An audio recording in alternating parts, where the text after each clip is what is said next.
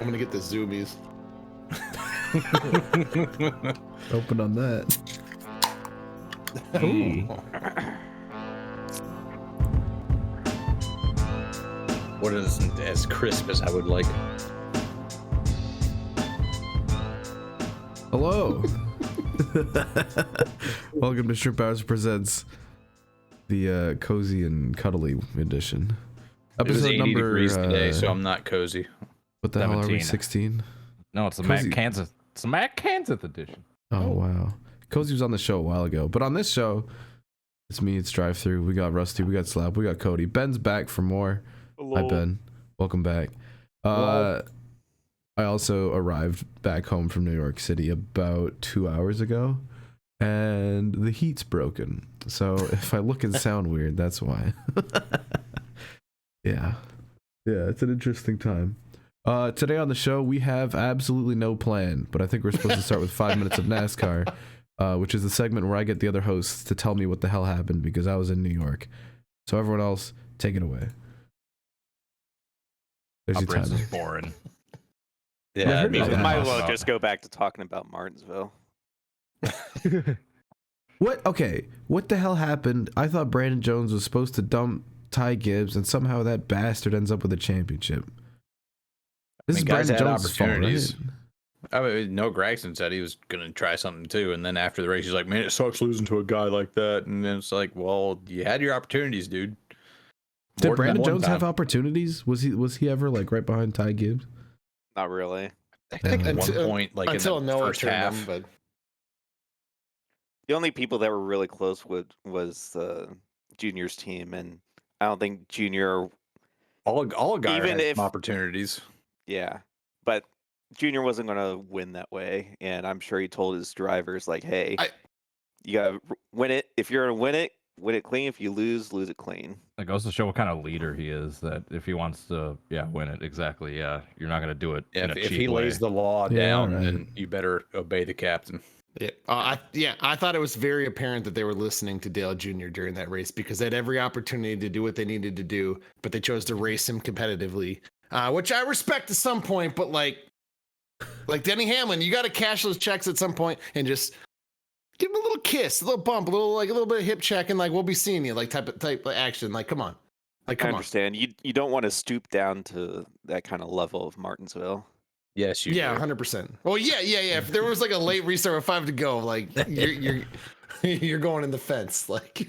Yeah, No, both of the you races get, had you get like, right behind him as soon as you take the one to go white flag. You dump him, cause a caution, wrap it all up in nice, neat little bow, and be do done the with it. hokey pokey.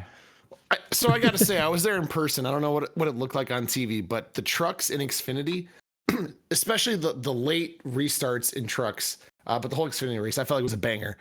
Cup didn't really quite do it for me, like per usual, but in person, I got some good visuals on those two races. who the hell won the truck championship? I forgot that was a thing. Zane Smith. Oh, Well, I mean, hi. it started at 10 p.m. on a Friday night East Coast time, and I'm about like drunk. It's like 7 o'clock, and I'm like, "Hey Ben, hey Ed, when's the race start?" Like, "Oh, it's 10." I was like, "I ain't gonna make it. I'll be seeing you." Yeah, I was also out and about and unable to watch that one. I wasn't gonna stay up till 1 o'clock in the morning to figure out who won the Truck Series championship. Zane Smith. Who the hell was he up against? Smith. Ty Majeski, I Rhodes. think. Ben Rhodes. Ben Rhodes, the wheel. Wow. Yeah, and Vince some other Welch had bastard. another. Vince Welch had another not great call. Yeah. Finish. I heard Oh, that. it was awful. I saw It the clip wasn't- on Twitter that night, and I was like, "What the hell?" Vince It wasn't Welch. his worst, but it certainly was not good. His worst might be the lowest bar in all of sports commentary. But yeah, that's tough. Chandler Smith. I mean Corey Haim. It's a collection. Anyway, Cup race was asked too. Justin Is that what I'm hearing? Yeah, Cup race was terrible. Logano It just it was seemed all like right. Everybody else on the track was competitive except Joey Logano, who was just running away with it. There's passes being made. There's multiple grooves. People are able to get runs on the top, but it was just Joey Logano just had the dominant car all day, and that was clear from the very get go. So Yeah. Kevsky spent the whole season working on that Phoenix car, or what? I gotta say, as a Blaney that way. fan, I feel like Blaney was faster, but he was just playing D-late. And if Blaney was part of the championship 4, that would have been super dramatic in that race. I mean, Chastain was pretty dramatic, but I feel like Blaney versus Logano with like equal cars, that would have been hot. That would have been hot. Yeah, and Chastain Blaney was absolutely pissed in his post-race interview. Like you could tell. Like I think he got like team orders or something. It's like Yes, dude, 100% Blaney got team orders. It was, but he was mad about it. Yeah, it makes sense. I'd be pissed too. But like, I mean, what's he gonna get by winning that race? You know. Do you know what's fucking hilarious too? Something I noticed during the broadcast. They were talking all week long and all race long about, is Chastain gonna do the Martinsville move, the Hail Melon? And then they decided with like maybe 20 to go to talk about, oh, by the way, at the end of the backstretch, it like juts in and then curves. So that won't be possible pretty much. They waited till like the very end of the race to tell you like, oh yeah, that's not really gonna happen. They wanted to hook the viewers in really as long as possible. I gotta say, I was on the microphone all weekend, and the people were genuinely excited and hyped about Ross Chastain. Like he felt like a rock star all weekend. Line backed up out the merch trailer. Everything sold out by Sunday. The people were a big fan. So yeah, we had fun out there. All right, shout out to Ross. That's your 5 minutes in NASCAR. Has anyone been on Twitter this week? Has Twitter done anything weird? All right, I mean, Twitter itself is I going rampant. Don't change your handle or picture to Elon Musk. Whatever you do. Yeah, you get banned. For real? Welcome to ban world. Ban world. He's just going straight Daniel up. Radcliffe getting banned. You got Kathy Griffin. H3. Yeah, that. Get him out of here. Exactly. Yeah. Get Well, him out of here. when you're changing your name, not putting parody in the handle like is required in the rules, and then tweeting out vulgar stuff like under the guise of like being this dude falsely, it's like, yeah, no wonder you get fucking canned. Get out of here. Nah, that no. That's what Twitter's always been about. Like Twitter, the thing about Twitter, everybody says, "Oh, Twitter sucks. I hate it on Twitter." It's like you people take it too seriously.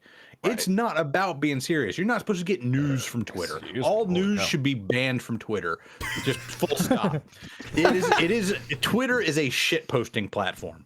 It always has been. Elon Musk is trying to make it like, oh, this needs to be an accurate source of information. No, this is the last bastion of what the internet used to be. The absolute wild fucking west. Anything goes. Post porn, gore, fucking impersonate a president. Who cares? Jesus. This is what the internet used to be pre-2010. We need to return to tradition. This is what we need to go back to. This is the last bastion of the Wild West, man. We can't let it slip away. I gotta say, like, getting people on Twitter who take everything way too seriously. Been my Twitter brand for a little while. I'm a big fan of it. Besides, you should get all your news from TikTok like a real adult. Yeah. Yeah, all these people try to get like news and information from fucking Twitter. Twitter, the Bird app, where you could only post like 140 characters at a fucking time. If you think that Twitter should be a legitimate source of information, you are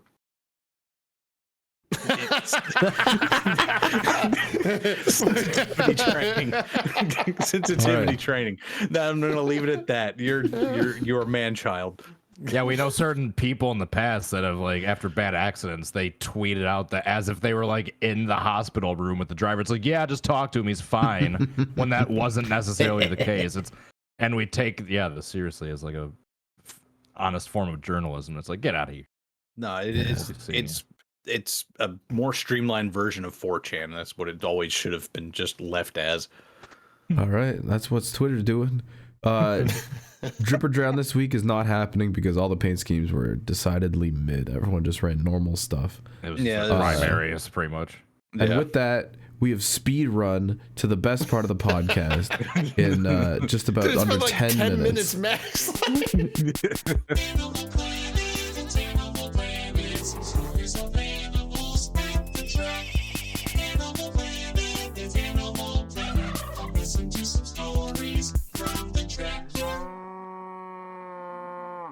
Moo. That's all we need. We don't need the rest of the podcast. The turkey always gets me. Cody, your dirt season's over. Rusty. I've been the animal. I've just been laying around my house all week, getting the Rusty, place cleaned up. You went to Phoenix. How was that? Any animals? Any desert camels? I don't know. What do they got out there? Scorpions? I mean, I've been kind of saving up a couple of rants here and there. I'm not gonna. I mean, just some general observations from like humanity. I don't know which one to pick. I think I got 3 of them. We'll start with something special. I talked about it yesterday on my return stream on twitch.tv/Rusty. Why do you keep streaming when I'm gone? Oh my god, dude. All right, so this has been the big debate in the streaming community, or not the streaming community, but like the sim racing community. What do you do when you drive your wheel, pedals, whatever you got at home? Do you do the shoes? Do you do the socks? How do you run Socks? The socks? Socks. Yeah. Okay. Socks. Okay, but what do you do when you show up at a racetrack and you got a free experience set up on the main stage to hop in this rig with the racing seat, the wheel and pedals? What would you do? I'd probably wipe my shoes off or ask No, Katie, like, you just keep your shoes on if you're at like an event thing. Yeah. well, Everyone I just said keeps wipe their them off, shoes like on. make sure there's no like dirt or like gravel. Oh, on them. all right. But it's okay. I know where this is going. It's like a 12-lap casual experience to just hop in, sit down, and just, I don't know, play a video game. Know what I mean? At a racetrack for fun. It's not like you're signing up for a league race. You're not doing it like an endurance race. It's a quick, casual, just hop in a seat, drive a race car. In and out. There was multiple animals. Actually, let me back this up. I'm not complaining. I'm just saying. I said this yesterday. You do what you want to do. Okay. But there was multiple people that would take their shoes off. And then they would take their socks off. Is there a picture of this that I can show? You shouldn't show it. You shouldn't. So maybe. So this is what I. You don't I want to figured show out. someone else's feet on the podcast. No. So I understand if you're trying to get like the full immersion, you want to feel like the pedal, like you're trying to get really into it. But like at the same time, like how many people have sat down on this with their dirty shoes, their dirty, like it's mostly dirty shoes, and you just put a bare foot. And then you're gonna put that sock back on and go walk around. For the pedal feel on your friggin' and this is NASCAR like ignition machine. This is at like 8 in the morning. Like who? Like, I mean, like, come on. Like, come on. So, imagine the person before him like steps in gum and gets it on like the pedals, and he doesn't realize it, and he goes to like put the pedal down, and he Just ends up like right between his toes. Yeah. like we make an effort to like just get like this air blower thing out to just blow the sand and just junk off. We wipe it down a little bit, but I mean, even still, like just to put your bare foot, like Probably cold too, right? Piece of metal. It was about like 45 Fahrenheit. I don't know what that is in Celsius, DT, but it was just above freezing. Cold. It was just above freezing. So, yeah. I want to quote Bill Burr again because he's gone on many similar rants about people that go barefoot or in their socks on airplanes. Animals, like just wear slides, like. And he talks about like the people that walk around in socks. It's like, dude, socks are like absorbent. They're like anything that's nasty on there, it's like being sucked up and like being stuck onto your foot. Oh, that's disgusting. Dude, I was trying not to like retch. I had no idea people took their fucking shoes off on flights until my dad complained about it like a few weeks ago. He's like, yeah, this person took their socks and shoes off. I was like, really? Like right here? And then I was just like, what kind of fucking animal does something like that? The same kind of animal that'll blow their nose and then stuff the used tissues up in that little crack up in the. Oh, dude, that's a callback. We've gone full circle, dude. I've been on enough 13-hour flights. I've seen a good amount of feet. Literally, just put slides in your backpack. Stop being weird. I took a 14-hour flight to Japan and not a single person took off their goddamn shoes. Because they're it's respectful. Imagine civilized. that. Jesus. I mean, Christ, half the flight was like Japanese tourists to America that were leaving and going back home. So they're like all respectful. But even the Americans, to their credit, they were quiet and everybody's watching their movies and nobody was loud except these two like 4-year-old twins that were there like cried the whole 14 hours. Other than that, pretty nice flight. That's to be expected. Yeah. I have an Animal Planet to report from New York City. I went there this weekend mainly to see some friends, but also to see any rat sightings. There are many rat sightings. Did you ever see your buddy again in the apartment? Yeah, we also found out where he lives. Oh, no. So, all right, there's some layers to this. First of all, stayed at my buddy's place. I got a bunch of friends that went to New York and make a bunch of money now. But also, Andrew was running the New York Marathon, so he flew in from San Francisco. And then my buddy and I drove in from Toronto for, 5 days? Watched him run the damn marathon, which was crazy. It was also like... electric. Dude, the whole city was lit up. They literally run across 5 boroughs. Like, they go across the entire damn city running this marathon, and it's packed with people the whole way. It's kind of hard. Like, sometimes there's a lot of people on, like, one side of the street and not a lot on the other, because it's hard to, like, get to the other side of a marathon, obviously. Yeah. To find, like, a subway tunnel or a bridge or something. It's hard enough to travel in Manhattan, let alone when they have half the city blocked off for a marathon. Yeah. We got, like, bisected right down the middle. It was awesome, though. There were people everywhere. And Andrew had his phone on him, so I was tracking his location. And when he was getting close, like, we were kind of like, hey, like, our buddy's coming. We got our whole group, like, moved up to the front. And they're like, yo, who are we cheering for? And we're like, Andrew. And they're like, all right, we'll cheer for him, too. And when he came by, there was a whole section, like, 100 people cheering for our boy. It was sick. Maybe not 100 people, but it was a lot of people. It was a good time. Tons of dudes. We caught him later on, too, but he was, like... We saw him once, like, kind of just past halfway, and then once again, like, near the end of the marathon, and everyone was just gassed. There's this last section where you go uphill next to Central Park, and it was like... It was, like, above 20 degrees Celsius, which is, like standard room temperature, but normally pretty hot to run a marathon. You know, usually marathon runners will like it, like, about 10 degrees Celsius. And people were gassed, dude. People were struggling. The leader of the race, this one guy jumped out to a lead early on, literally fell out and collapsed out of the race after like mile 20. Man. It was nuts. Here, I hope I don't get flagged for this footage, but this is the dude.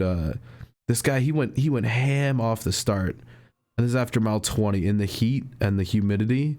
Oh no, I don't want to see this. I don't want to see this. Just oh no. Oh my god, dude. Oh my god. And then the other guy running up is the guy who eventually won the race. But yeah, an hour 40. That is wild. Oh my god, dude. These guys ran like 2 hours and 8 minutes, a friggin' marathon. And you know, this guy was run an hour 40 maybe like done. 2 miles in 2 hours. This is 26. Andrew's a legend, by the way. He did it in 3 hours and 50. Which is damn good. Nuts. He wanted to do 3:30, but I don't even think you could drive that far in New York in that amount of time. Dude, definitely not with the way driving is in New York. But later on, once we got to kind of 5th, which was next to Central Park, where everyone was gassed, they just kind of had like police tape and the little wooden police barriers, like do not cross, and people were all over it.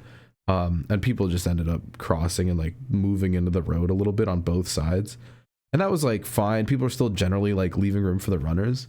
But some spectators like really wanted to get to the other side of the street and they didn't feel like taking a tunnel. And I saw a couple people like grab like a folding chair and just like run literally across the marathon to the other side. But the animal of the day goes to this dad with a stroller. I don't think there was a kid in the stroller. I hope there wasn't a kid in the stroller. Oh, no. But he took it upon himself to cross the other side of the marathon, literally like as a crowd was coming through. Because there's like, it's like generally pretty well spread out. There's sometimes like lighter bits of traffic where I saw other people kind of run across. And this guy just went in the middle of the marathon, in the middle of a big group, pushing a stroller. And 2 runners literally had to stop because this animal wanted to get to the other side of the street. It's just like crazy. I don't know. I can't. Just a prank, bro. I couldn't imagine like caring that little about everyone else around me. But this is weird. Hey, we had at some point, like during the off season, we need to talk about the 1904 Summer Olympic marathon. Okay. Sure. That was they ran it in 90-degree heat. Oh Oh my my god. god. Dude. Bodies. So that gives you a certain idea of like how fucked up that was. It was otherwise pretty damn cool.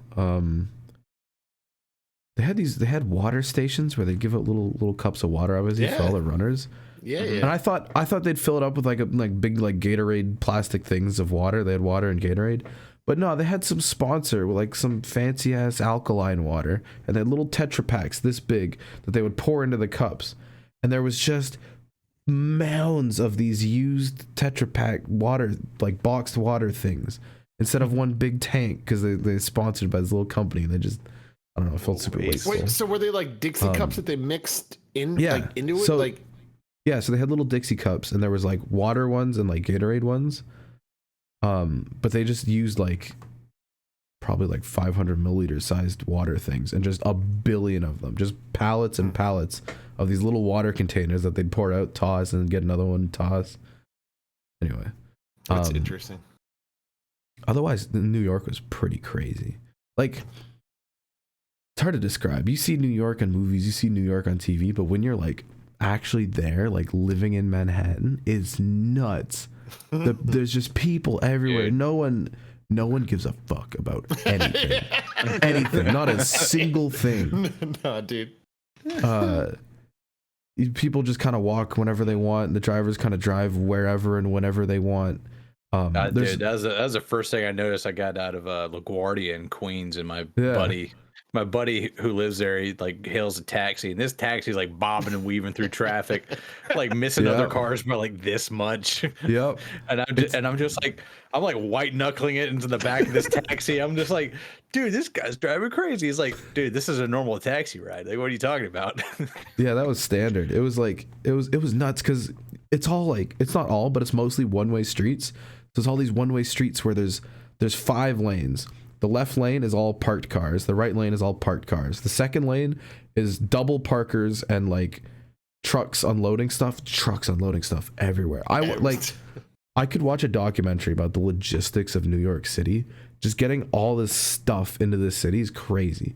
Box vans, delivery trucks, like Sprinter vans, all over the place. Rider trucks, and just tons of dudes unloading stuff. And then you get one lane in the middle for the actual cars to like drive on.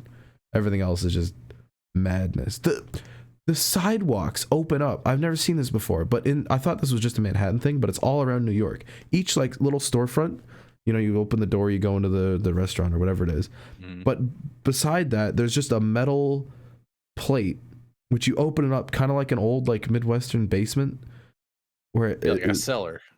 Yeah. like a cellar, but it just opens up the sidewalk, and there's just steep stairs that go straight down into the kitchen, and they just deliver the stuff like right through there. They got this little gate into the like a little trap into door the downstairs. Yeah, those. everywhere, all over the place. I've seen videos of people that fall into those when they're out looking, when they're like unloading things. They're texting or something. Yeah, dude, my like welcome to New York moment was I was walking down Fifth Avenue in Manhattan, and just these fucking skyscrapers as far this way and as far that way as you could see. Yeah, And it's just like wide open, like 4 lanes of traffic going this way and that way, and all these people in the cars, and people are like, get the fuck out of my way, and all this shit. And my buddy's like trying to get me to where we're trying to go down here. I think we're going to the Empire State Building. And he's like, all right, we got to cross the street here. I was like, oh, so we're going down the crosswalk? He's like, nah. You just walk across the Fifth Avenue. Fuck it. Also, all of the like pedestrian like stop or walk signs, those are just suggestions. You just kind of go like whenever you can, and the drivers are gonna have to deal with it. It's they use Vietnamese rules over there, where you just like walk out in traffic and hope for the best. Yeah, if you get hit, it's their fault. Yeah. Just the sheer like size of things, I was so not ready for. It's literally like the densest part of downtown Toronto. The density, but it's of it just too, constant. It is the entire island. It is the entire island next to the island. It's literally like 5 downtown centers all next to each other, attached by a great public transit system, by the way. It's surprisingly like easy to get around. Yeah, and I thought it would be really like hard to understand how to get places too, with all the they got lines with express trains and local trains and like 3 different trains that split off at the ends. But it was very reasonable. Yeah, I bought like a 7-day metro pass and used it. I think, yeah, like it's kind of 20 like times. the Japanese train system, or the Tokyo system. Yeah. Like if you just like put in Google Maps, it'll tell you like wait for the semi express or whatever, and that'll be your fastest thing, and you just use that. You don't have to memorize like the whole map or whatever. And even my buddy who's been living in Queens for years and years, he's to get around to places he normally doesn't go to, he still uses Google Maps because it tells you like what train's the fastest to get from here to Staten Island or whatever. It's really nice. Yeah. And it's awesome that like everything's connected, that you can, there's subways that go over bridges, there's subways that go under the rivers, there's like pretty much any 2 points in the city you can get to within 30 minutes taking 2 subway trains. Did you see any animals on the subway? Oh yeah, there were absolutely some I rats. saw animals on the subway when I was there. There's all sorts of CD characters too. There's once we got into a subway train, we transferred from another station, and there's just like 2 suitcases in the middle of the train car and no one else. Oh no. So we get in, and like a couple and a family get in, and we all kind of sit at the end of the train car because all the suitcases in the middle, and it's just completely empty, and we're all like what's the story here? How did these get here? If you see something, say something. Yeah, so someone was like, do we report this? Like, is this need to get a bomb threat? squad and have Like, a dog come sniff that thing, make sure it's all right. Out the door. and then the door at the end of the train car opens, and this homeless dude walks out, grabs something from the bag, goes back out like between the train cars, and he's just smoking. As the train's flying through the tunnels, he's like straddling 2 different train cars, and we're like, all right. All right. Yeah, having a little bit of a smoke there in the subway. And a few stops later, we were on our way. Yeah, my animal was this dude who he looked like he was a little bit too well dressed to be homeless. But as we're like getting on the subway to get where we're trying to go, he just pops a squat right there where the doors are supposed to close up, and of course the train can't take off if one of the doors are stuck open. He just pops down, puts his head down, and decides to take a little nap right there. All right. God. And then like somebody comes up like, dude, you're holding up traffic here. And he just looks up, like, man, where am I? Fuck. And I'm just like, dude, it's 2 p.m. on a Tuesday, man. You gotta get up and get moving here. There's some like really like functional homeless guys, and you'll see what I mean. There's like the subway station next to where I was staying. There's like a ticket booth on one side where you can talk to the guy or whatever. But if you want to get trains in the other direction, you just gotta go downstairs, slide your card, and you're in. And there's a homeless guy who would like prop open the emergency exit to let people in for free and ask for like tips. So he'd just stand there with the door open because the station guy was on the other side. He couldn't see him at all. So he just held the door open, asked for tips, and everyone just walked in for free. And that was just the standard. We still paid because we were tourists. And we had our cards anyways, but Yeah, you already have the pass, Yeah. might as well. pretty good gig. Shout out to that guy. I mean, that's the entrepreneurial spirit right there. This is a Yeah. small business owner. Yeah, really. Before Yeah, we get New too York's far off the fucking nuts. subject of brave pedestrians, I just remembered I had a dude at Walmart the other day. They almost fucking hit me with his car while I was walking Ooh. in. Because it was just, the normal, just the pedestrian crosswalk, like right adjacent from the doors, like that's like pedestrians have the right of way. I started walking in, and like there weren't any cars, and some dude came fucking flying up, like probably like at least 30 miles an hour, and like slammed on his brakes and like stopped like maybe like a foot or two short of me. I was looking, I was like, what the fuck, dude? Like he was speeding. He was flying. That reminds me, I got another animal story from New York. No. We were out in Brooklyn visiting our friends. Had some bomb ass Indian food, by the way, in Brooklyn. But beforehand, we'd gone to the bodega, grab a couple drinks, go to the park as we do. And they've got like this really fancy park where they've got these like tennis courts and they've got like a running track, and there's just tons of people like running around. So there's like running groups that go together, like fitness dudes doing like knee up running, and all sorts of different people throwing footballs in the middle, throwing frisbees, playing soccer, whatever. And these two fucking kids are on a motorized scooter, like a moped, like two-stroke, ripping laps around the track, like weaving between the runners. Like these animals, I was sitting there like, how has no one like shoved these kids off this thing yet? They're just running laps the whole time. Everyone else is jogging around, and these guys are going like weaving around people. Speed. It's just New York, bro. It's just New York. Like, Actually, sounds really bizarre. fun. I'll go on my scooter. I'm sure it is if you're not like worried about being a dick, but dude, give a empty running track and just rip hot laps on the scooter. Yeah, animals. I've always thought about doing that, just never had the balls to do it. By the way, bodega's coolest thing in the world. Literally every corner in New York, you've got under one roof a convenience store, a liquor store. A lot of them have weed too. And they got like fresh food, they got snacks, they got drinks, everything under one roof, and it's open until like midnight. Like you can buy alcohol and weed at like midnight, which is unheard of in this city. Grab a sandwich on the way out. Yeah. Or stop by one of those halal food carts. They're just like so fucking dank. I really wanted to try one of the friggin' halal food carts. Dude, but, I stopped by one in Manhattan. He's got like a tray. It's got like this in the corner of it is like this little mini salad, but most of it's just like rice with like chicken and like all this sauce over it. Oh yeah. And the guy just asked me like, "You want it hot?" And I was like, "Yeah, man, yeah. I'm in New York. Let's do it." He puts like this single stripe of like looks like sriracha, just a single stripe down the middle of this rice ball. That was the hottest fucking sriracha I've ever had in my life. There's this Middle Eastern dude just like absolutely torched me. He absolutely saw you and he's like, I'm gonna get this guy. Pasty white guy from South Carolina. He don't know shit. Yeah, no shot. Him and his jalapenos. He thinks he knows spice. Yeah, he I had wish I show had a a- Reaper once. He thinks he knows what hot is. I'll show his ass. I wish I had the time to eat all the things I wanted to eat in New York. Oh, King of Falafel in Queens is fucking goated. I didn't even make it out to Queens. I spent all my time in love friggin' falafels. Manhattan and Brooklyn. It's There are some very damn good eats in New York City though. And bagels, Holy bagels crap. like the size of your fucking head.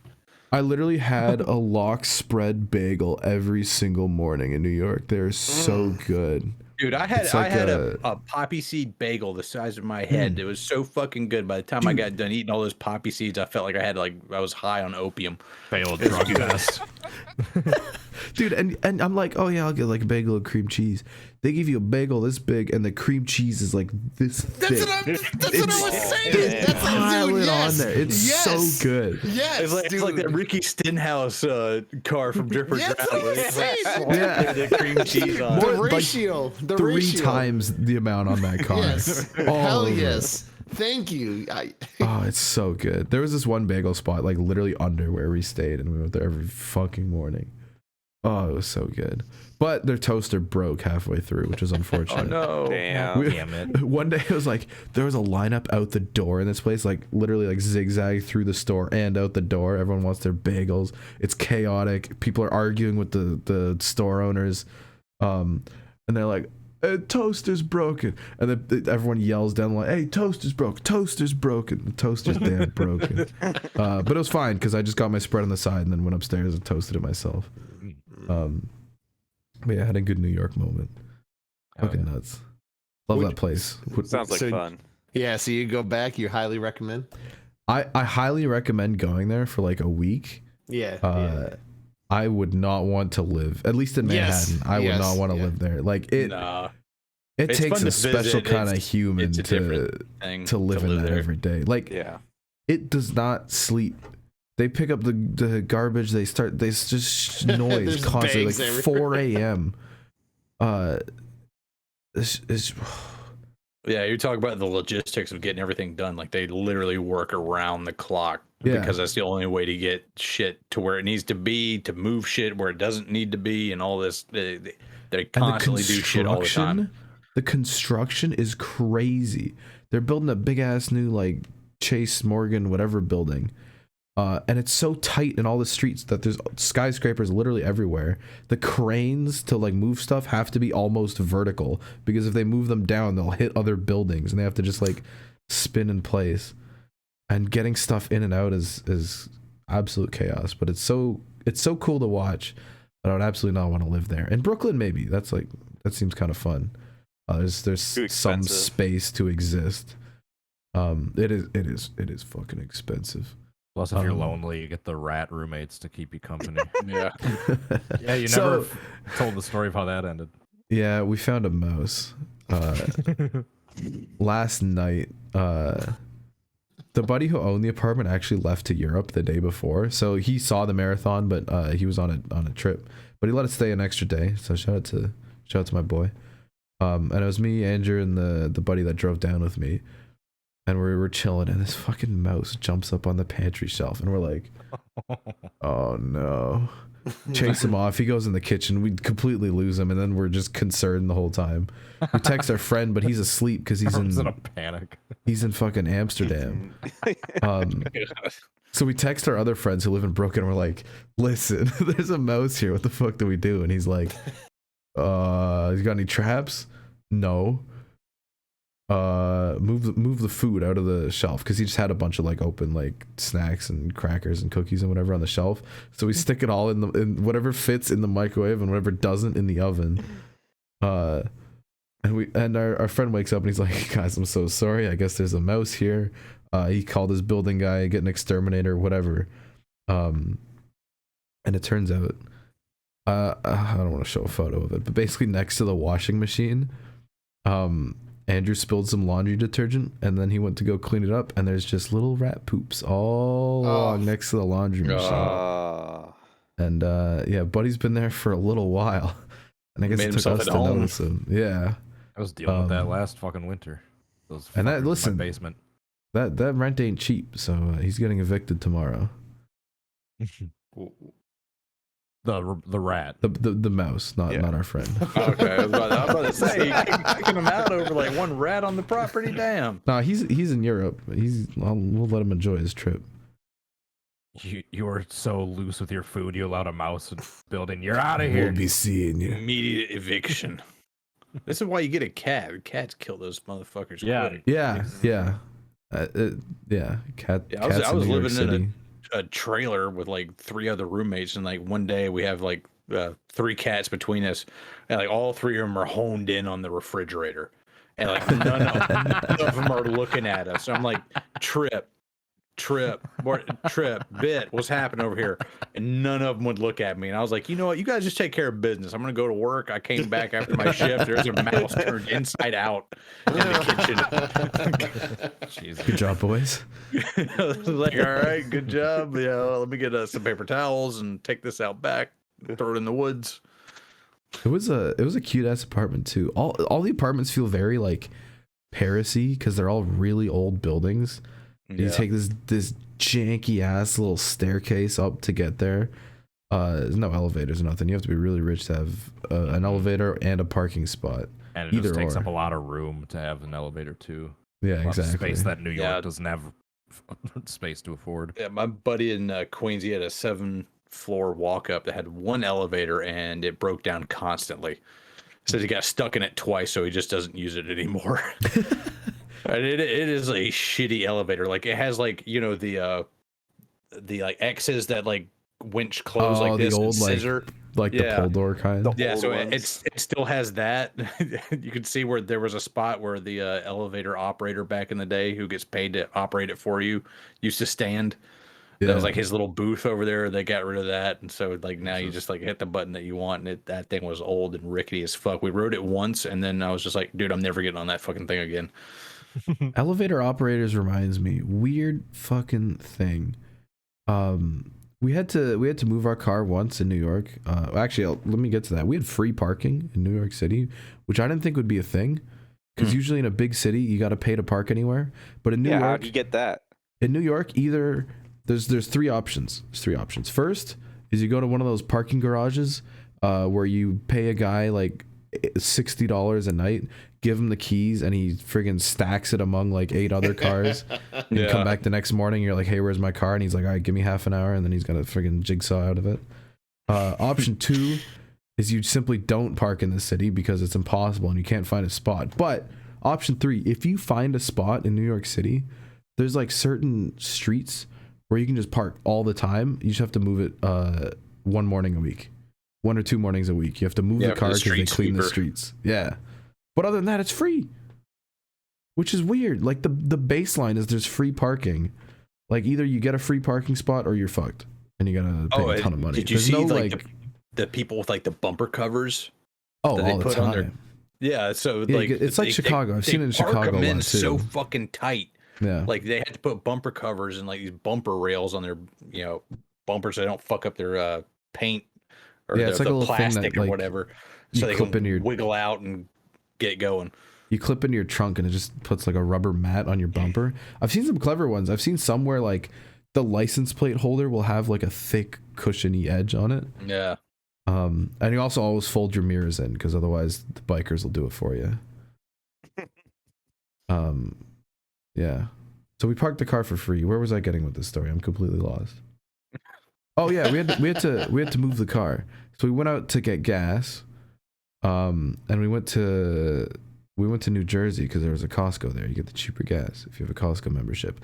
Canadian Costco memberships work in the US. Pretty cool. Oh, good information. So we get we drive over to New Jersey. Getting out of the city's fine. Getting into the city's a mess. But we were like ready to wait because there was an hour and a half window that the car couldn't be in the spot while they were supposedly cleaning the streets. So we get there, we get out, we put our card in, we do our gas, and this gas guy comes over. He's like, "You guys all right?" We're like, "Yeah, thanks, bro." And then we realize, it's New Jersey. Other people have, like, employees of the place pump everyone's gas for them. There's no self-service in New Jersey. I forgot about that. What does that mean? Do they not trust like the citizens of New Jersey to pump their own gas? Yeah, they just rolled that back in Oregon too. Back in Oregon, they had the same thing. Is it like a stealing thing? Do they think everyone's gonna steal gas? It's just how it's done. Yeah, they got rid of that like a few years ago in Oregon because that's how it had been done forever. And when they got rid of it, just no one knew how to pump gas, and it was like a panic for like a week or so. Just everyone was going to the gas. Was like, I can't fill it up. I'm sure everyone was like, look at these nerds with their Ontario plate trying to pump their own gas. And we'd like finished everything, and the guy was like, hey, and we're like, oh shit, oh sorry, bro. And he's like, whatever, whatever. They didn't care. It's just such a weird like. Why New Jersey? Why does that exist there? I think like there's nowhere still else? A few random states that have that. It's like a law or For something. What? Yeah. Because that state's so small, they just need to invent jobs to give people. It's like, here, you just pump gas for people. That is, yeah, they literally had like 6 dudes at this Costco just pumping people's gas. We get rid of this, we're going to be laying off a lot of people, which we don't want to have all these people lose their jobs. So let's just keep this way of things going. Yeah, these angry, disaffected people with easy access to flammable liquids. They do it in Mexico too, but I understood that was the standard. But it's just weird to drive across a bridge and now I'm not allowed to touch the gas pump. Yeah, that's super sus. And then we fought through traffic to get back in the city and ended up parking. Was it like Mad Max? You're like up on the hood of the car with a broadsword. Just about. And the taxis are animals and the trucks are animals and the buses. Dude, I watched a guy, he was trying to turn right from like the center lane. I guess you're supposed to like move into the bus lane if you want to turn right. But he didn't do it. He starts turning right. Bus comes through, just destroys the front corner. This guy's like new Chevy Blazer or whatever, just plowed through. And 5 seconds later, the guy behind him honks. He's like, get out of the way. He's just got the front end tore off his car, and people are already honking at him. The whole street is. Well, at least pull the fuck over. I don't care if you're injured. I'm walking here. Yeah. It was it's an experience. It is such a weird experience. Every American owes it to themselves to go to New York for at least a 3-day weekend. Yes. Honestly. for someone that's experienced both, obviously New York's way worse than Chicago, but how much worse is it then? Dude, I mean, like Well, I've you been could to actually Chicago. drive through Chicago. Chicago's gotta what get- the Fair third enough. biggest city, second biggest city in the U.S. Chicago. you got to get the driving third. experience in It's third. Chicago and the Third people LA is experience in second. New York. Okay, New York's whatever. first. But that's like spread out. New York is like it's this tiny little group, this one island and this other piece of land. Yeah, It it's is way more so compact. it like It's fair. you cannot fathom how dense it is. It literally is like 1.5 times the densest downtown in Chicago or Toronto or whatever, constantly. It just keeps going. You look down the avenue and the buildings don't stop. Like it's all one massive long building. And then when you get like to actually properly downtown, the buildings are fucking huge. I didn't realize how many like millionaire condos there are where it's like this tiny little footprint because they had just like a little lot to build on, and it goes all the way up. Goes the fuck up. It's nuts. It's crazy. I thought I was ready for it, but I was not ready for it. Yeah, like going from like one mega city to another, like Tokyo is fucking big and it sprawls out. I was gonna for ask if fucking any ever. of you have been to Tokyo. Yeah, it sprawls out forever. But New York is like super dense and it just goes straight up. Like they didn't have enough room to build out, so they built up instead. So And New it's York. like it feels like Tokyo, but you took like half of it and then stacked it on top of itself. It's like New York City is ridiculous, and to think that it's it's just that old. Oh, yeah, Tokyo it's more after, dense after World than War Tokyo II to had to you. be completely be rebuilt. Welcome back. I ran out of recording space on my computer because I didn't pay attention. Is that a hard Mountain Dew, Ben? Yes, it is. Yes, it it's is. It's the worst kind. It's watermelon because this is all I'm Oh, left those with were gross. after drinking the good ones. Major I remember- melon. I remember that being gross. Watermelon White Claws Yeah. are pretty gross as well. Yeah, By this the way, is awful. New York City, when you go to a bodega and you're like, oh, let me get like a can of seltzer or beer or whatever, they only have the freaking double size, boys. massive, The big boy. the 25 ounces. That's like, yeah. Yeah, dude. And that's the standard. So we just go You in gotta and we be just big grab enough 2 to of drink out of those. the brown bag. We just grab 2 of those each and we're good. Those things are great. Before he gets back, can we roast Cody a little bit? Like, what is Cody doing right now to let the people at home know? Like, I what think he's ordering a pizza. I'm pretty sure. He went on the phone. just the hard drive like runs out of space, and Cody's like, "I'm gonna go order a pizza and take a shower." Like, come He's on, bro. hungry. Like, come on. Like, we All got right, I like got 10 a minutes to go on 14-hour the show. drive. I mean, the show's almost over, and he orders a pizza. I'm sorry. I also went to Trader Joe's today for the first time ever, because people have been How going was nuts that? talking about Trader Joe's being the greatest place in the world. It was pretty cute. It was cool. We went to one in New Jersey, and I got a bunch of friggin' weird ass snacks. Did they that let you people on buy the Twitter said snacks were good. yourselves, or did somebody else have to do that for you? They did indeed let us purchase our own things. Imagine that. Go to New Jersey, bunch of weirdos. Do they have a stuffed logo? They have a Oh, yeah, I Buckers. guess. All of their We needed Buckers. I don't They think have a Trader Joe Buckers. has. Is there like a little trader named Joe? I don't know if they have a mascot. They should though. It does remind me of like kind of like a neighborhood Bucky's, because you go to Bucky's and it's all like Bucky's branded stuff. Everything's like Bucky's. You get little snacks as Bucky's. Same thing at Trader Joe's. You go to Trader Joe's, you got little Trader Joe's snacks. You got little Trader Joe's frozen meals, whatever, which are apparently really good. But I didn't bring any frozen meals back in the 8-hour drive home, unfortunately. Cody. Cody, we're Oh, he's not live. plugged in. Hold on. Hold on. Hey, Cody, we're Cody, live. Cody, we're live. we're live. What did you live. buy? Hitting guys, the vape. You know it. What'd you order? Gotta get that brick. I got a double cheeseburger box from Zana's. All right. I So- don't understand a one word you just fucking said. Zana's Double Pizza. It's a cheeseburger local. box. Yeah, it's a local pizza Zana's. place from Milwaukee. Sure. Rusty thinks it's very funny that we lost the podcast for a couple Oh, I minutes thought and it was you funny ordered we lost the food. podcast and he orders a pizza, but what's a... Oh, my God, dude. Is that like our crave case from White Castle? No, a box. It's just like their combo platter. A box. It just comes with fries. Oh, we'll just say platter. Jesus Christ! I didn't think it was. I didn't think the word box was gonna melt your guys' brains. I did. It did. Good thing we're still an Animal Planet. I'm thinking of like cheeseburgers in boxes. I'm immediately thinking White Castle, man. Yeah. Get the Tons of crave sliders. case. Get one case in hand that's just cheeseburgers. Get the other one that's just hamburgers. Walk out of the store with that. DoorDash in New York City. I have a problem with you. Oh no. Oh no. DoorDash in New York. We had gone to this party. We'd pre-drank for this party. Gone to this party. There were 6 of us, and we were very, very drunk. And we wanted some fucking Taco Bell, and we did not want to go down and back up those stairs to get that Taco Bell. So we were like, well, we'll go on DoorDash. We'll be modern humans. We want a DoorDash. We ordered $80 worth of Taco Bell. Fucking Crunchwrap, fucking taco little things, fucking nacho, like whatever. Dude, There's 6 of us. Fair enough. And we want some goddamn Taco Bell. Just never heard of $80. If you had went out and got it, it'd probably only be like $40. Maybe. Yeah, we just got a lot of food. That's fair. 6 people we all wanted some fucking Taco Bell, and it was like 4 like big blocks away from where we're staying. That's not too much to ask, is it?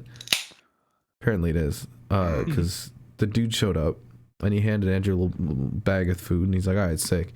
Opens it up.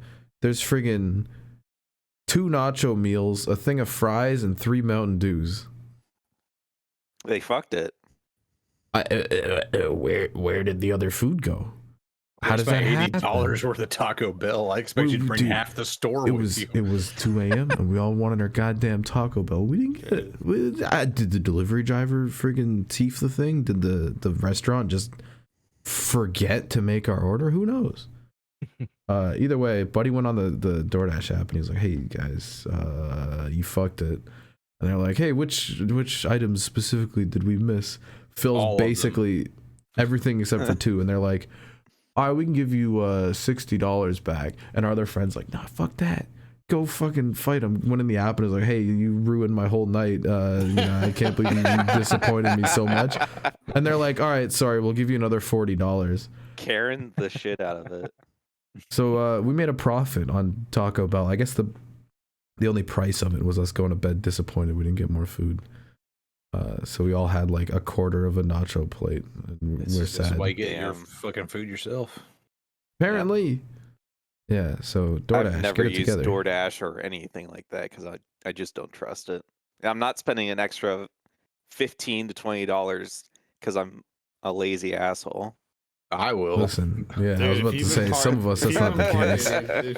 Yeah, some of us have been so fucking drunk we can't even speak, but we can still get that app up and running. And I guess sometimes that's it'll fair. bring you your food. I'm pissed. Anyways, that's the New York City experience. That's Animal Planet for you. That's Animal Planet. There's one thing that I wanted to mention. So at Martinsville, there's that red truck that you go at to get the radios. So you can get the racing electronics truck. Yeah, racing. Yeah. By the way, those have gone downhill. They are pieces of shit. Don't ever get them ever again. Because this was, before that when it was Sprint, it was awesome because you got the little TV on there. You could switch before. You could see all the videos and stuff. You can switch between the broadcast and the radio and everything. It was sweet. Now it's a dinky little Nokia phone that you have to dial the number, and then half the time you got no reception. Half of the time it's like the whole thing's out. It was awful. Damn. And I think my dad spent it was like $90 or $100 still on these things. It's stupid. I'm just renting it? Yeah, just renting it. Oh my god. Yeah, what's the price? I've You're never better actually off done it. buying your own, dude. You can buy a headset for like $60. One of the radios is buy your own. Yeah, And you that's can what just we're tap gonna into end up the doing. Buy a little Baofeng radio. But back then, when it was Sprint, it was good. It was good quality. You got the video thing and everything. But now it's just garbage. So Dude, if you that ever kind of go to money. the track and I want never knew they had to video. rent That's one of awesome. those, don't. And you have to pre-order it. You can't get it at the track. Yeah, you can't do it day of. Dude, and Yeah. for that money, you can get a helicopter ride in Australia. Exactly. So, That is so anyways, not worth it. when we were turning in the radios after Caleb skipped out on us, they were talking about how they're at Daytona. They're getting all the stuff back, and they normally like go through it fast. They just throw the radios there, they throw the headsets there, next person. They talked about how in one of the bags they found a used pair of underwear at Daytona. It's like, how does that get in there, first of all, and how did that happen? That was planned. It was a setup. It was pre-planned. Was there a specific gender for this underwear? I'm guessing it was male because they talked about how big it was. Could be either, I That's guess. hilarious. So yeah, that's the My Animal Magnum Planet. boxes for my Magnum dong. So I that's guess someone the else Animal didn't, Planet from Martinsville. Someone else didn't enjoy the experience, huh? Mhm. Like, hey, fuck these guys. Or Let me give them my dirty undies. Experienced it a little too much and had to take the pants off. It just Jesus Imagine Florida man Christ. things. Experienced it. You return your headset, just throw some underwear. How does that happen? It's so pre-planned. He showed it's up so there not to stupid. watch a race, but to return the headset with underwear. He had that sitting in the bag, and he's like, "Dude, watch this shit." And he put it in there, and zipped it up, and he fucking sent it back. Hey, son, you want to see something cool? Yeah, that's the ultimate endorsement for not renting those things. Because if you put Yeah. on one of those rented headsets, you don't know if someone's Yeah, under you been think they on that cleaned it after beforehand. that? Dude, it should be like Uber when you throw up out the window. They should charge you $150 if you throw like Yeah. any like dirty underwear in there. Like, I mean, come on. The cleaning fee. They gotta get you with that. Right. And yeah, if you do pre-order, your name and everything should probably be in there. So if like you send back like a broken or trash headset, they could track you down. They should. Track you they down. should What, Send are the racing electronics Gestapo after you. They gotta check whose name was written on the waistband there, and then cross-reference the rental sheet. Find the perp. All right, well, that's Animal Planet, I think. From this week and last. Next Me up, and Ben are going to Hickory this weekend, so we will Oh, have shit. stories. Hopefully. stories, footage. I'll take it. Is Travis yeah. running? Yeah. Yeah. Hell yeah. Hell yeah. Oh yeah, you guys rooming together? Mm-hmm. Mm. room and board.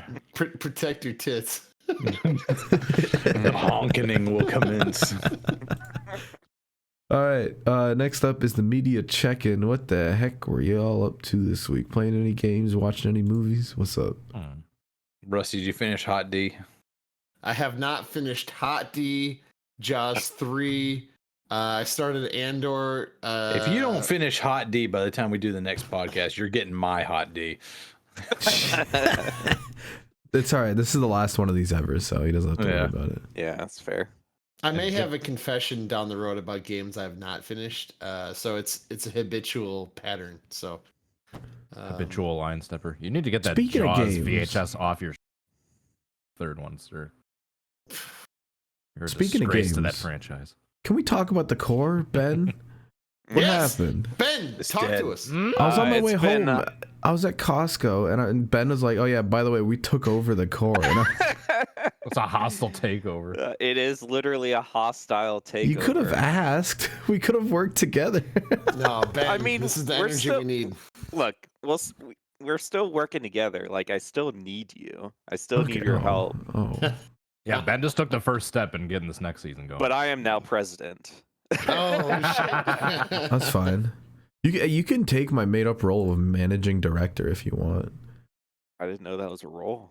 That's what I called myself last season because I didn't know because I wasn't a founder or anything. I think right now I'm just admin Ben. You Shit, are I'll be this- admin Well, Ben. These are the steps we need to take for Ben to like take literally over race control in NASCAR. So like, I fully support this. Oh. You know, Moon Car, Core. Core's a little bit below NASCAR. Mooncar. Yeah, no, core's definitely below Mooncar. Shit, if What you the guys are hell- claiming manager and president, I'm claiming CEO. Fuck it. Yeah. What happened in Monday Night Racing? I saw everyone complaining that the race control was ass. Did we talk about that? I didn't see. I'm Yeah, we got the special guest on. Ben, you gotta I speak didn't on this. watch it. We would need Jacob on that. All right. I just heard it was a mess, and all the drivers were all tweeting like, "Well, that was certainly a excuse me. race. Sorry. Thanks for watching." Didn't hit my burp button. Yeah, Kinda from what- what I saw, pretty much, I won't give out the information that I know about the Yeah. two race controllers that they had, but they're not going to be doing race control ever again for them. So Name Josh, names, Ben. No. No. Throw him under the bus. so pretty much Josh Mendoza's back. I've gotten contact with him, so if he needs any help or backup, I can definitely help him any way I can to keep that tip top in shape as far as race control goes. But Have we yeah, ever pretty properly much like promoted Ben as the best race control director like in the world? Like I feel like we haven't. Like I think we have. I think the people know. I mean, we ran Moon Car the other week without Ben, and it was a disaster. And That's Travis true. had to The cut the one- race in half. the 'Cause one. it just- Yeah. It couldn't. Oh, It just I couldn't run appreciate without it. him. I appreciate Greatest it. button pusher of all time. Mhm. Speaking of which, That's a habitual button pusher. iRacing, get this man on the freaking Road to Pro Contender Series, because some bastard literally 2 hours ago or whatever had shit tires, was falling back to the field, self-spun to cause a caution at like a pro like qualifying tournament basically. Just self-spun, got a caution, and then passed 6 dudes to finish in the top 20, which is the cutoff. He needs to be suspended for at least one race, and No, he just Minimum. needs to be parked the whole. Like you can't do Like, that. well, that's what I'm And saying. it At an was- absolute minimum. It Absolute minimum. was the rest of the season for that. So blatant. That- It was it's- like, oh, he gets loose and then he keeps turning left. Oh, and he's gassing it now and he's spun out. It was just like, and that stuff has Yeah, you- happened like a lot. You need to teach a lesson and show that you're going to take Yes. this seriously, Yeah. because otherwise more people are going to do it and they're going to think that, oh, nothing's going to happen to Yep. me. I might get suspended a race maybe, but it'll be worth it in the end. No, Hopefully- you just dox him and you send some people to his house with some lead pipes. Christ. Maybe a little of each, maybe. God. Hopefully by the time this podcast goes up, that will have been dealt with properly. If my boy was Lead running pipe. things, this man wouldn't be running again. So we'll be seeing you. He Yeah. won't be running after he gets those lead pipes to his knees. Jesus Christ. Jesus The old, Christ. good old Nancy Kerrigan treatment.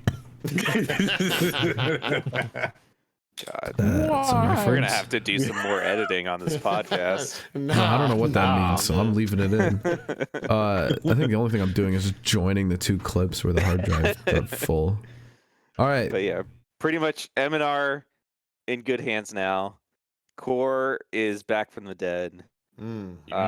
Please, if you're interested in sponsoring, that's the hard part. We need as much money as possible to Yeah, even here, break look, even. Give The us reason money, that please. I did not do anything for Core Season 5 is because I literally lost money on the previous season, and our big sponsor that we had to like actually put the broadcast on is no longer sponsoring us, and I don't feel like asking everyone for money because it costs a lot of money to put broadcasters on, to put on the whole Core.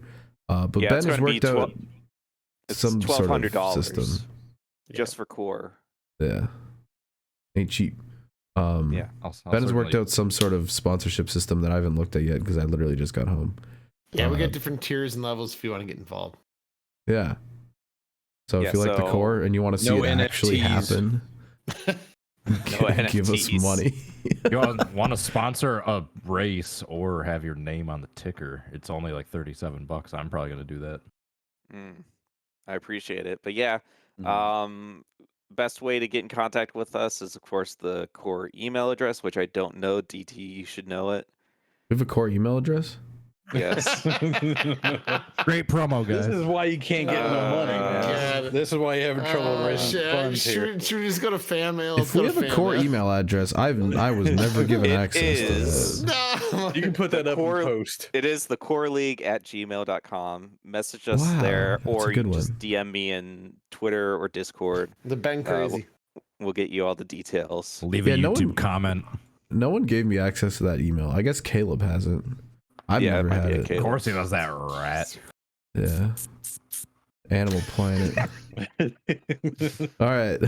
That was the media check-in.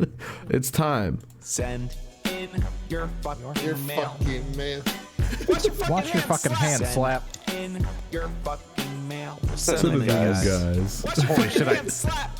I don't give a fuck, man. You better send in those emails at this point. Just for the record, I'm not washing my hands at Hickory. Fan man. Oh god. Cold. Fan mail. I never noticed Did you like hear the that? triple echo on that first wash your fucking hand slap that like pans the stereo pan. One If- of if these y'all days, heard I that, need by to the get way. it on, like, I'll have to upload it somewhere because there's a lot of quality that you lose there where I've, like, put echoes and stuff in it to make it produced. Hmm. Yeah, If y'all heard eat- that, by the way, if you see Slap at Hickory Motor Speedway, do not shake, shake his hands. Don't do it. No, The you need issue to with shower Hickory, him though, with. is you don't really want to wash your hands at Hickory. Like you'll walk into the bathroom and then slowly back out and then drive to Wendy's across the street. Is it like Greenville Pickens where they're like running water out of the faucet is like already Yes. dirty? Yes. What we need to Oh, do God. if you see Slap in public, you need to run up to him with some hand sanitizer and just throw it on him with it's holy water and start trying to exercise. I him. think that's what we'll have to do is we'll have to film like because Hickory No, if you do that to It- me, I'm getting the lead pipe. it hasn't been Jesus. touched since like the 1960s. Like the facilities, all that. It's just Hey, Ned Jarrett bad. washed his hands in that bathroom. use that same sink. It's the same urinal.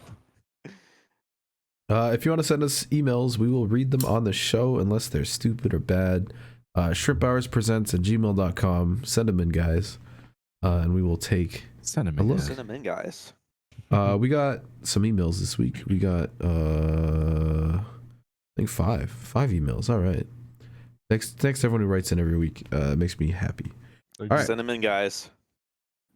Harley Payne writes in, and he said, in the spirit of the MLB season and everything finishing up, suppose it's the ninth inning of the last World Series game and you're the closer for the home team. What do you want your entrance to be? Music, lights, and effects? They don't do that for batter up in MLB, do they? No. If you don't like baseball, just think of how you'd enter like WrestleMania. So basically, what's your like intro song, and what kind of effects would you have? I'm Stand Still by Rush. And just have All right. glitter. Just tons of glitter. Just make it the worst possible cleanup for the facility crew. Ugh. Mine would be Eruption by Van Halen. Mm. I don't have anything. Don't look at me. Marching I to thought the about Sea this. by Pelican. There we go. It's kind of obscure, but it does have like this big fucking build up and like dun dun dun dun dun dun, just and then it's just fucking the beat drops. I just want one of those cool like hockey things where they drop down a big set piece from the ceiling and everyone like comes out of it and it looks cool. And they blow all the smoke and everything. To speak towards that, I'm gonna go with Puff Daddy "Come with Me." Just get Godzilla like either coming out of right field like at the Met Stadium with the apple, or just drop down in the field. You got the full orchestra going like da-na-na, da-na-na, da-na-na, and you got the pyro going, and it's like "Come with Me." Like I feel like it'd be electric. So I'm going with that one off the top of my head. The Jets play in New Jersey, right? Yeah. Do the Yeah, the Giants Jets play and the in- Giants. Same thing with Giants. They both- 'cause they're in okay, the same 'cause stadium. they Yeah, share that they use the same stadium. stadium. Oh, that's kind of dumb. Well, I drove by that It is stadium. weird. Yeah. Yeah, Also, MetLife. I also drove by Pocono Raceway. Shout out to Pocono Raceway. Drove by that thing today. Up until Um, recently with the LA teams, they were the only teams to share a stadium in the NFL. Yeah, and they're both called New York, and neither of them are in New York. hmm Exactly. Well, Washington confusing, is right? not in Washington; they're in Maryland. That's fair. I also drove through Weed Sport, which is my favorite racetrack name ever. And Buffalo isn't in a Buffalo. I was confused too. I also drove through Buffalo are not Buffalo. indigenous Shout out to Buffalo, New York. All right, our good pal from down under, Andrew R, writes in for fan mail number 17, and he basically talks about how he has a Mazda 2, which are these dinky little hatchbacks, and how he went to a track day, and that they were running faster laps than these dudes in Porsches because they were too scared to like damage their cars. And he basically talking about how much of a good time it is to drive a slow car fast. And he asks, what tales of on-track hoonery can the Shrimps tell us? When have you ripped a cute car on a racetrack? I've never Yeah, I driven haven't on done track. it. The I've only only been out. Yeah. Go ahead, go Cody. I was just passenger back in like high school. We had a track day at a drag strip, and I was just passenger for one of my buddies when he ripped a like souped up Cobalt down the Great Lakes Dragway for one run. That's my only experience being in car cool. on track for something. It's pretty cool, yeah. What you go, was your Rusty? story, Rusty? I'm just a dumb race fan. I have no idea what car I was driving, but it had to have been like early 80s. I don't even know. It was just an old car. We were at this racetrack in Minnesota, and it was kind of a setup, not gonna What lie. track? I think they're trying to roast me. It was by I forget the name of it. Let me try to pull this up here live. If you know the town, I'm sure one of the viewers would know probably.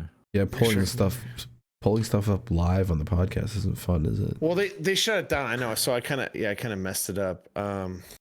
Whatever, some stupid shutdown track. It was in Shakopee, Minnesota. I'll put it that way. It was near Shakopee. Someone will know. Someone will Someone know. will Yeah, write it in there's- the YouTube comments, I'm sure. Yeah, it was near Shakopee. They gave me this old car. We hopped in there. I don't even know why they did. I don't know. But anyways, I hopped in there with one of my best buddies at the time, and there was like a 8-car field. We hopped in there, and like like I don't know. You just kind of lose your mind a little bit, and like you're digging off the corner and you're pushing tight, like, and your adrenaline's going crazy. I mean, I feel like I had to back the story up a little bit, but I almost wrecked the track car just trying to get in the gas too early, digging off the corner, and the sun's in your face. You're digging off, and every single lap, I was pushing that thing way too hard. I think I inevitably finished last, but I was racing my buddy like super hard. And I thought, like, honestly, I was gonna die doing it because it was so like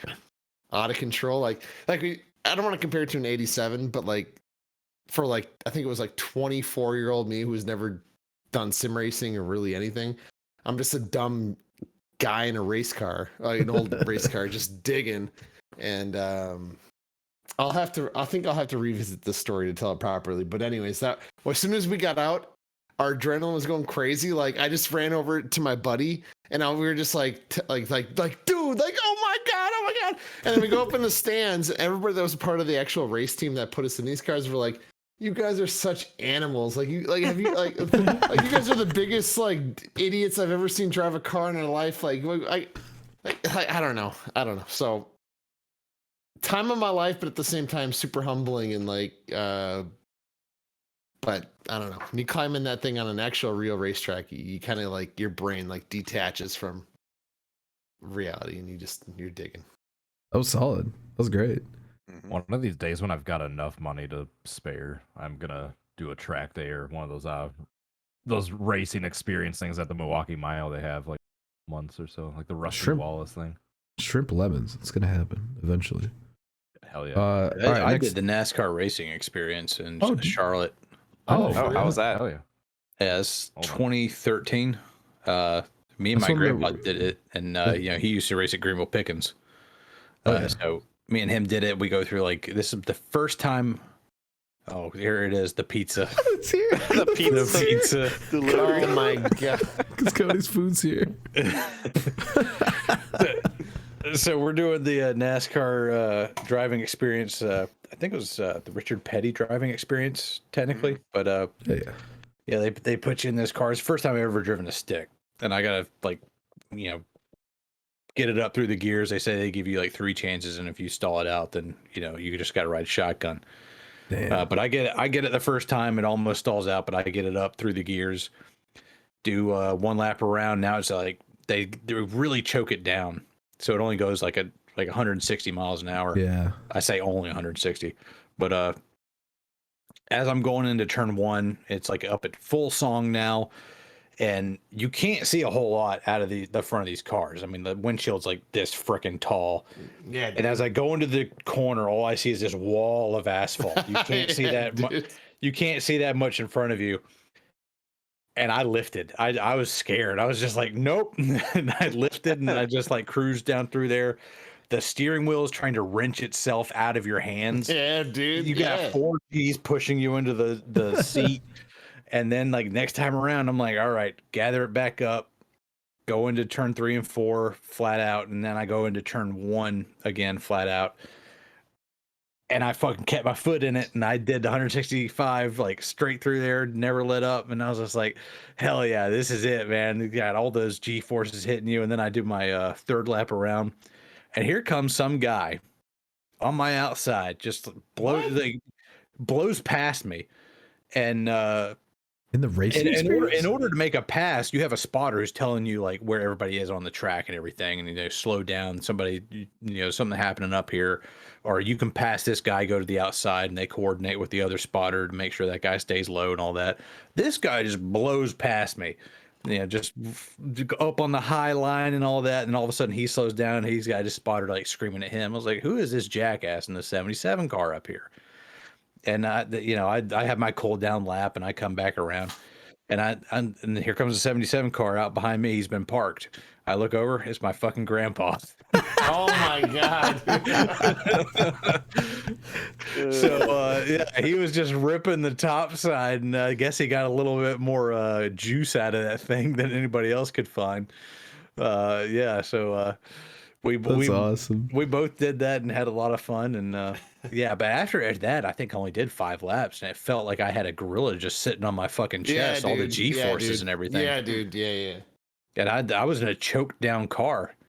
I couldn't imagine doing 200 into the corner and like slowing down to 180 and ripping around there for 600 miles for 4.5 hours or what the fuck ever. Right. Yeah, it felt like somebody had, punched me in the fucking chest or something. Tell me So, about your yeah. adrenaline. Tell me about the adrenaline. Like going crazy, absolutely crazy. Yeah, it's just like I had this stupid ass grin on my face. I couldn't get it off for like an Dude. hour. Yeah, dude. And then Yeah, I like get out, and I was like, I'm walking back to the car, like my knees start shaking, like I get the dude. adrenaline crash, and I'm just like, damn, dude, that was fucking awesome. Yeah, dude. Hell yeah. Oh yeah. That's sick. I've always wanted to do one of those. That's awesome. All right. Next question comes in. This one's from Sanok. It says, hello, Shrimps. Sanok here. With the 2022 Truck Xfinity and Cup Championships over, I gotta ask, what was your favorite moment of the season? Personally, mine was anytime Slap posted about food while at the racetrack. The easiest answer is just the Ross Chastain wall thing. I mean, I think that wins moment of the season, no matter what, really. Yeah.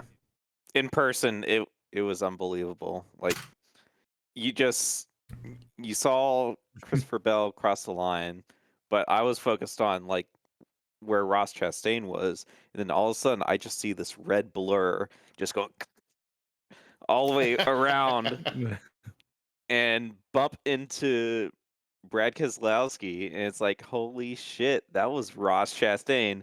And everyone in the crowd, it took about 5 to 10 seconds for everyone to process what the fuck just happened. And it was like everyone was looking at each other. It's like, did that actually happen? And then everyone got up and went, screaming and yelling.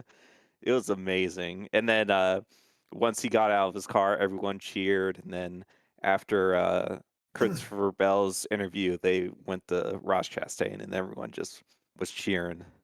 It was amazing. Yeah. Cody, can we get a double burger update?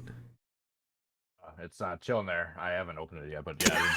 All right. No, I was waiting so long because you guys know like my property setup. I Yeah, just have you this gotta little walk through the cottage in alley. the back of a property.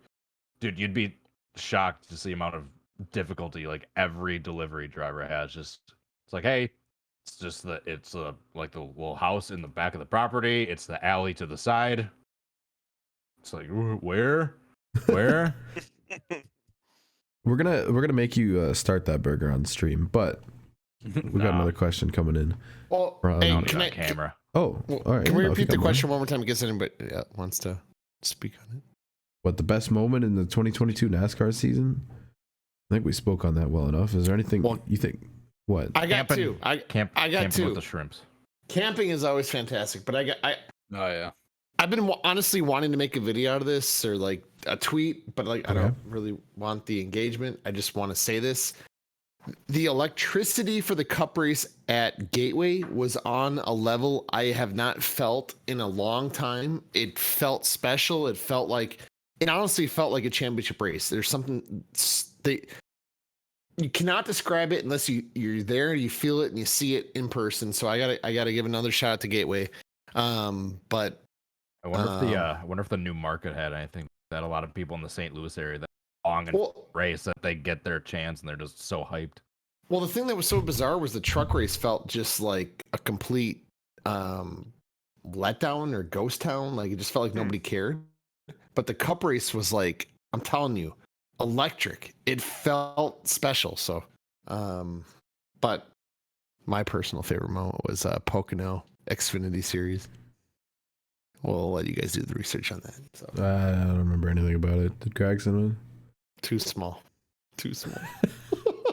What about their Sargento Bridge Xfinity Series? No. We gotta keep moving. Oh no. No. Also, shout out to what was it, 9 or 10 months ago?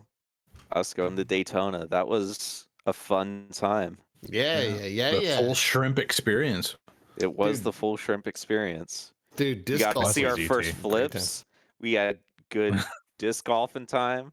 DT's about to die. DT's dying.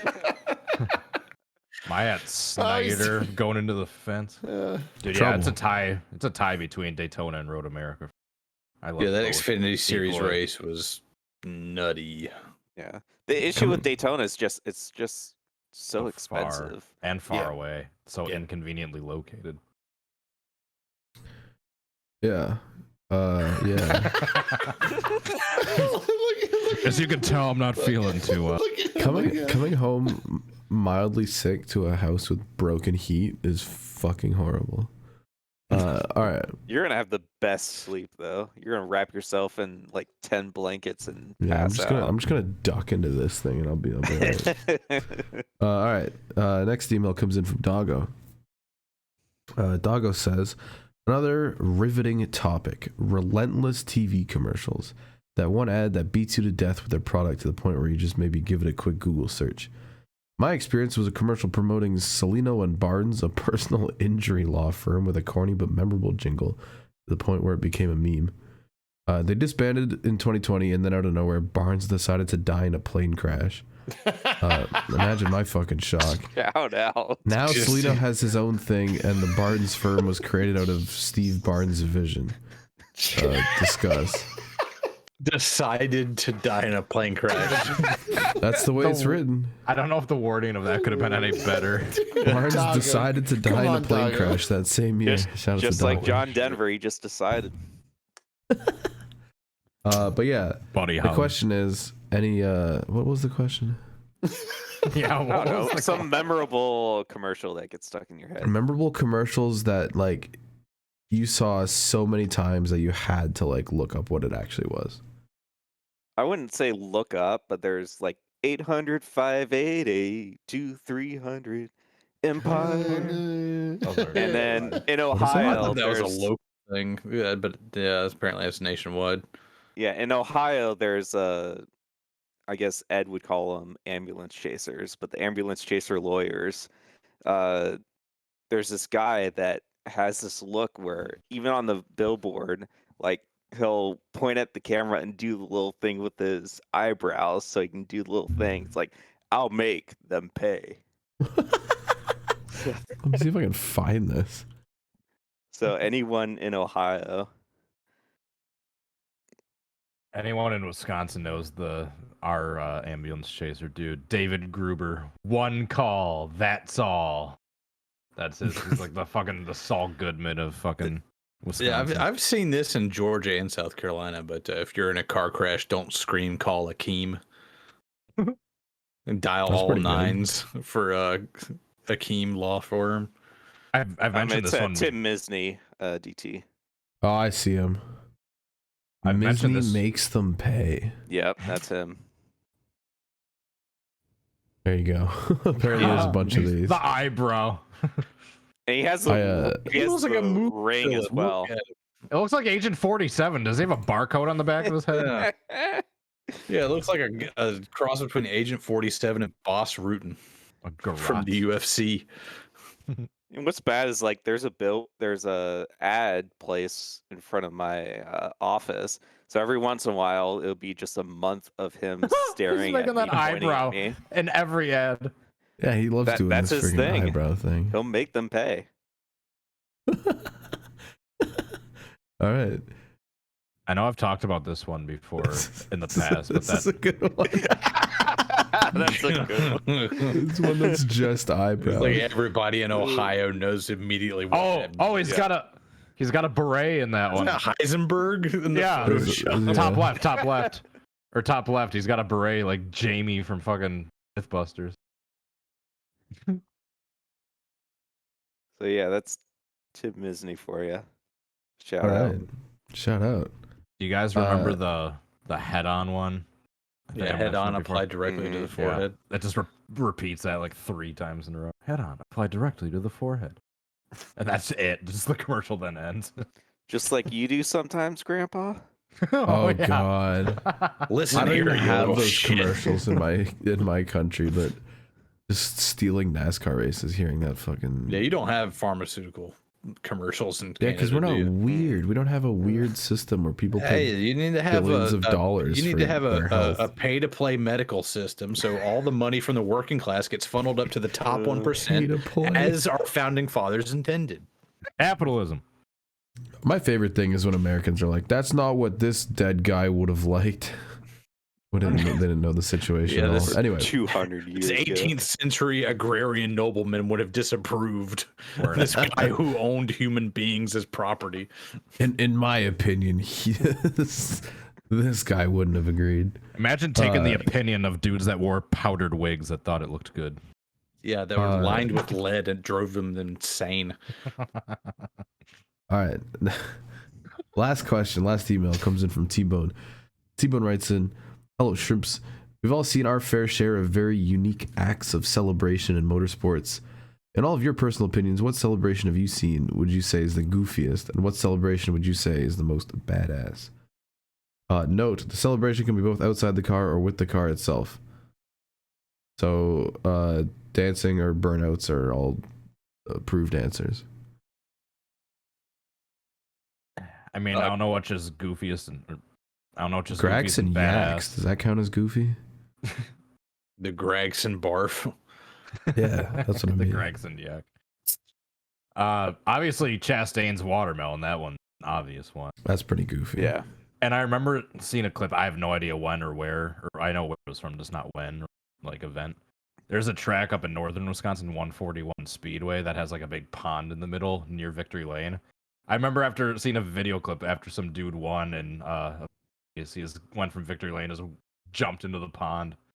That's pretty Just sick. That's like in the fire suit and everything. That's like the Red Bull pool. If they win the Monaco race, they have to jump in the pool. Oh yeah, like Won't they Buckeyes. do that in Detroit too?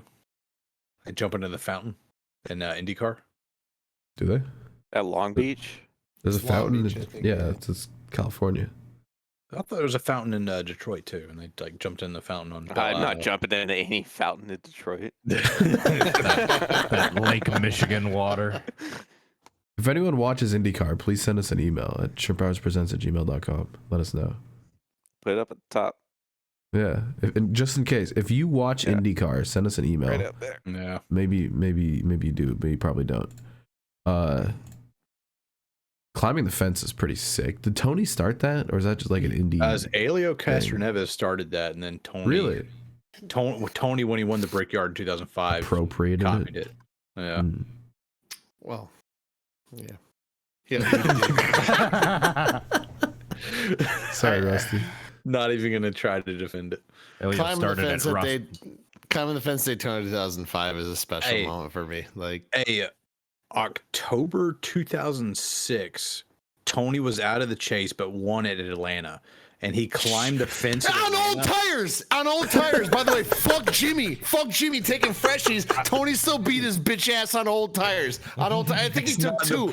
16 years ago, he remembers it like it was yesterday. No, that's the point, because he should have been in this stupid format, and I think I don't remember if he took 2 or stayed out. Either way, he had old tires and beat Jimmy's rat ass and fucking beat him straight up. I'm just saying. NASCAR is hating. Rusty, he should have showed up for the first 26. Shut the fuck up. No. Okay, what about 2011? I mean, we're gonna steal him. What we can get the first 26. He's an illegitimate champion. Get the form, dude. I would take away all 3 of Tony Get him out of here. Chips. I'll take away all 3 of them. Mark Martin, Greg Biffle, Carl Edwards. Get the playoffs out of here. Who cares about Carl Edwards? Yeah, we don't say that word here. Anyway, 2006, the fall Atlanta race, Tony Stewart not only climbs the fence, but climbs up over the top and goes out into the crowd. Wow, that's pretty sick. And then, like, some dude gives him like this like faded like number 20 cap. But it's such a faded orange. It's like pink, and it's got like a frayed brim. And Tony like puts it on, like goes and does like a victory lane interview. He's like, I don't know whose hat this is, but this is fucking awesome. And they just kept the fucking hat, and that was back when it was sponsored by Bass Pro Shops, and it had like this 10-foot tall trophy. Dude, the bear, it was carved out of wood. Yeah. That's something I miss. Trophies suck. Like, trophies track suck. Trophies suck. Dude, now. No, but F1 they sucked in the bad, 80s and 90s. You remember when you won the Winston and back in the 80s and 90s? They literally gave you like a plaque. It was like this little brick of like glass, and it just said the Winston on it, and then the year, and it had your name engraved on it, and it was just like this little brick of glass or whatever. And I remember as a kid thinking, I was like, you won the All-Star race against the best of the best. You won $1 million, and they give you a brick of glass. Actually, sounds kind of cool. I might be the minority in that one. But Wait, this actually looks kind of sick. Hold on. Hold on. I'm picturing like a perfectly. Yeah, that's cool. That's, don't worry about that guy. It looks like a giant gem or something. It kind of looks like an awesome piece of the aggro Craig without the color. Yeah, Craig. If it only glowed green. Shout out Guts, Global Guts 2000. Do you have it? If you took some modern technology, you put some like LED lights at the bottom of it and give it a base, like that would be pretty sick. Man, we really just showed our age there, huh? With that Dude, Guts I reference. loved Guts. DT is sitting there thinking, what the hell are these boomers talking about? Yeah, I got nothing on you. Sorry. Is DriveThrough's the only one here under the age of 30? Oh, I just realized You're that you got outnumbered, a kid sucker. in the room. Jesus Christ, this is the boomer cast. We gotta watch some Legends of the Hidden Temple. Oh yeah. Oh, The purple parrots. The blue barracudas, the silver monkeys. What was it? The green iguanas? Yeah. That was a badass show. Great show. It's over. No, we got. what? What do we got? We gotta pick a title. All right. This, by the way, longest Shrimp Hours episode in history already. New York Rats. New York Rats. Double cheeseburger order. Double cheeseburger box. The box. That's what matters. So we're not gonna lie. We gotta hard drive. We gotta go for like reach and like views. So That's it's gotta true. be New York related. New York Rats is pretty solid. Yeah. I don't think I have anything better. Hey, I finally What got about- a title. Yeah. I meet Caleb in New York City. Hey, join us next week for 10-cent beer night. No, this podcast No, is it's dead. dead. This No, is the it's extra dead, yeah. special long No, episode that you guys we're get. just gonna- The season's over. It's dead. I'm dying clearly, and yeah, we'll be seeing. Good night. Crazy He is deceased.